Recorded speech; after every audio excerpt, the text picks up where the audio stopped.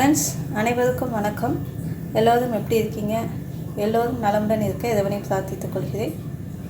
இன்றைக்கி நம்ம பண்ண போகிற ரெசிபி என்னென்னா, கொண்டைக்கடலை பிரியாணி முட்டை வறுவல் தான் பண்ண போகிறோம். கொண்டைக்கடலை பிரியாணியை செஞ்சு கொடுத்தா குழந்தைங்க விருப்பமாக சாப்பிடுவாங்க. ஏன்னா குழந்தைங்களுக்கு பிரியாணினாவே ஒரு இன்ட்ரெஸ்ட் தான். நான் பிரியாணிங்கிற அந்த வேர்டுக்கு அவ்வளோ ஒரு பவர். இப்போ குழந்தைங்க மட்டும் இல்லை, பெரியவங்களுக்கும் பிரியாணினா இஷ்டம்.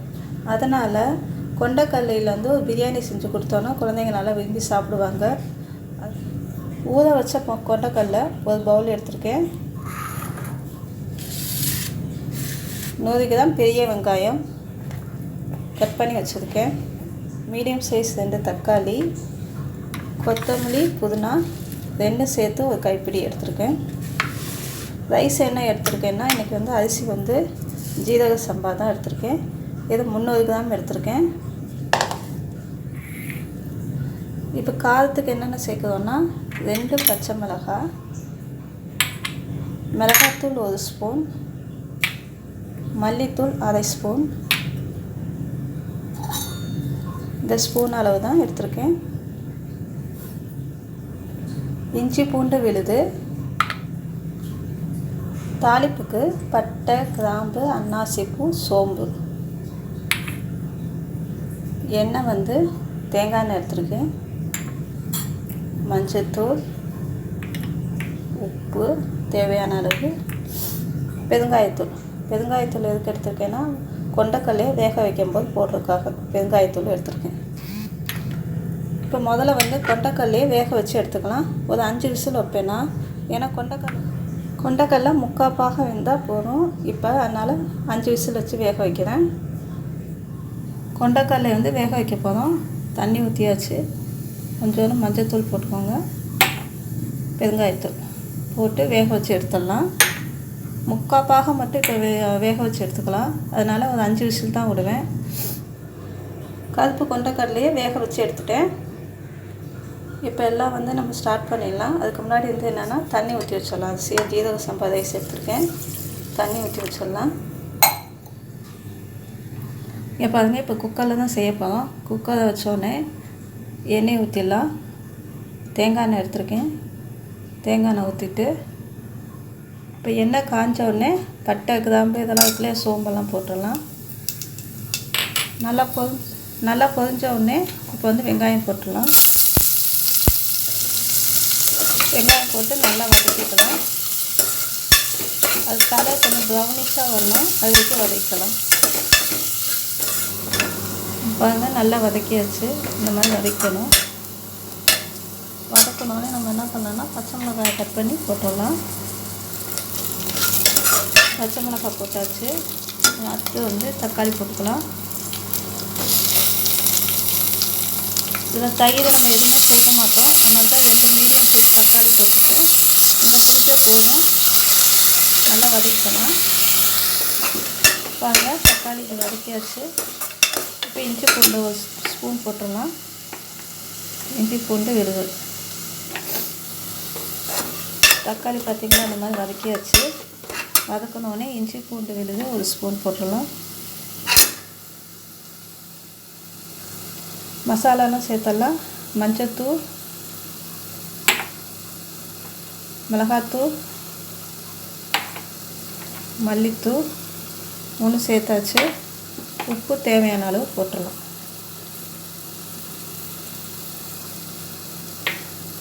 போட்டு நல்லா இப்போ கிண்டி வதக்கலாம். கிண்டி வதக்கி விடுங்க. பாருங்கள், நல்லா வதக்கியாச்சு. இப்போ கொத்தமல்லி, புதினா போட்டுடலாம். நறுக்கி வச்சுருக்கோம், இதை போட்டுடலாம். போட்டு கிண்டி விட்டுருங்க. புதினா, கொத்தமல்லி போட்டு ரொம்ப வதக்கக்கூடாது.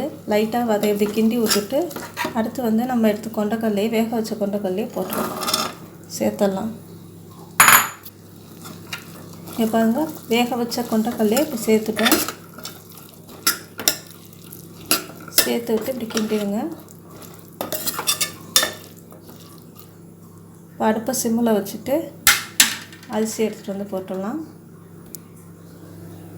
அரிசி ஊற வச்ச அரிசி பார்த்திங்களா, இதை நல்லா அலசிட்டு அதோடு சேர்த்துடலாம்.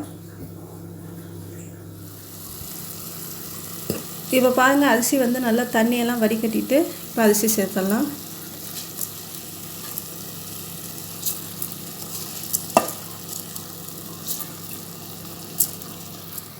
அரிசி சேர்த்த உடனே இப்போ லைட்டாக கிண்டி விடுங்க. ரொம்ப போதாக கிண்டி விடக்கூடாது, உடஞ்சிடும் அரிசி. சும்மா இப்படி லைட்டாக கிண்டி விட்ருங்க. இப்போ தண்ணி சேர்க்கணும். எல்லாம் மிக்ஸ் பண்ணி தண்ணி ஊற்றினோடனே உப்பு காரம் எல்லாம் செக் பண்ணிக்கோங்க. உப்பு வந்து எப்படின்னா, நம்ம டேஸ்ட் பண்ணி பார்க்கும்போது கொஞ்சம் தூக்கலாக, நம்ம நார்மலாக சாப்பிட்றோட கொஞ்சம் தூக்கலாக தெரியணும் உப்பு. அப்படி தெரிஞ்சிச்சுன்னா ஓகே. இப்போ வந்து நான் தண்ணி எவ்வளோ சேர்த்துருக்கேன்னா, 1 பங்கு அரிசிக்கு 1.5 பங்கு தண்ணி சேர்த்துருக்கேன். இப்போ 1 கிளாஸ் உப்பு காரம்லாம் செக் பண்ணதுக்கப்புறம் நான் குக்கர் மூடி போட்டு வச்சுருக்கேன். ஆனால் விசில் போடல. இப்போ ஃபுல் ஃப்ளேமில் வச்சுக்கோங்க. ஃபுல்லாக வந்து அடுப்பு வச்சுட்டு இங்கேருந்து இங்கே ஆவி அடிக்கும் இல்லையா, தண்ணி வரும் இங்கேருந்து, அது வரைக்கும் வெயிட் பண்ணுங்கள். இப்போ பாருங்கள், தண்ணி வருதா, தொட்டுறாதீங்க. நான் உங்களுக்கு காட்டுறதுக்காக தொட்டேன். இந்த மாதிரி ஆவி வந்தோடனே என்ன பண்ணோன்னா, சிம்மில் வச்சுருங்க. அடுப்பை சிம்மில் வச்சுட்டு விசிலை போட்டு 50 மினிட்ஸ் வச்சுருங்க. அப்படியே ஸ்லோவாக சிம்மிலே வைக்கணும், ஃபுல்லாக வைக்கக்கூடாது. 50 மினிட்ஸ் அப்படியே வச்சுருங்க, நல்லா வெந்துடும். இது வந்து நான் ஜீரக சம்பா ரைஸுக்கு மட்டும்தான் சொல்கிறேன். பாருங்கள், விசிலை எடுத்துட்டு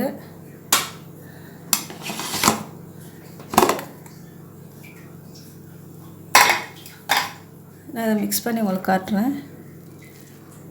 பாருங்கள், கொண்டைக்கடலை பிரியாணி ரெடி ஆயிடுச்சு.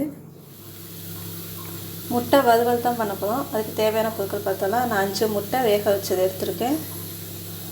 எண்ணெய், கடலெண்ணெய் எடுத்திருக்கேன். இஞ்சி பூண்டு விழுது, மஞ்சத்தூள், மிளகாத்தூள் 1 ஸ்பூன் எடுத்திருக்கேன். மிளகுத்தூள் 1 ஸ்பூன் எடுத்திருக்கேன்.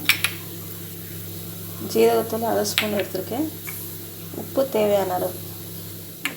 முட்டையை பாதி பாதியாக கட் பண்ணி எடுத்துக்கலாம்.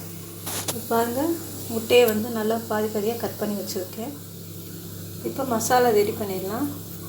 1 ஸ்பூன் இஞ்சி பூண்டு விழுது போட்டுக்கோங்க. மஞ்சத்தூள் தேவையான அளவு,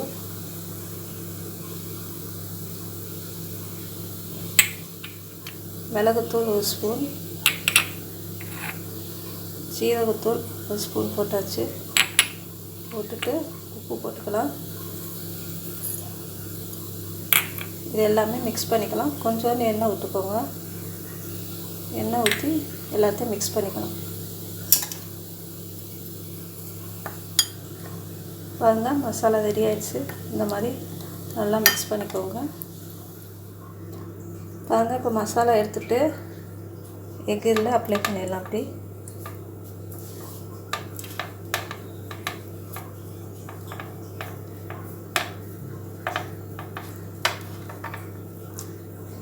இந்த மாதிரி இது பண்ணிக்கோங்க. மசாலா ஃபுல்லாக அதில் செட் ஆகணும்.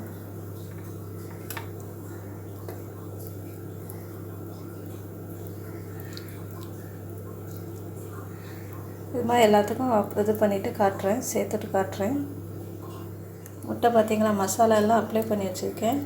இப்போ வந்து வறுத்தரலாம். இரும்பு தோசைக்கல் தான் வச்சுருக்கேன். இதில் எண்ணெய் ஊற்றிக்கலாம். எண்ணெய் ஊற்றி ஃபுல்லாக அப்ளை பண்ணிக்கோங்க. ஃபுல்லாக அப்ளை பண்ணோன்னே நம்ம எக்கை ஒவ்வொன்றா போட்டுடலாம்.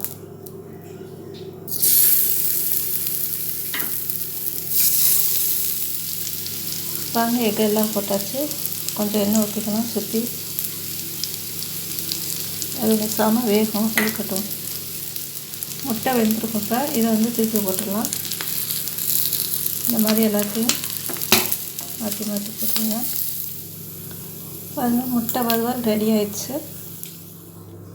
கொண்டைக்கடலை பிரியாணி முட்டை வறுவல் ரெடி ஆயிடுச்சு. செஞ்சு பாருங்கள். பிடிச்சிருந்தா லைக் பண்ணுங்கள், சப்ஸ்கிரைப் பண்ணுங்கள், ஷேர் பண்ணுங்கள். தேங்க்யூ.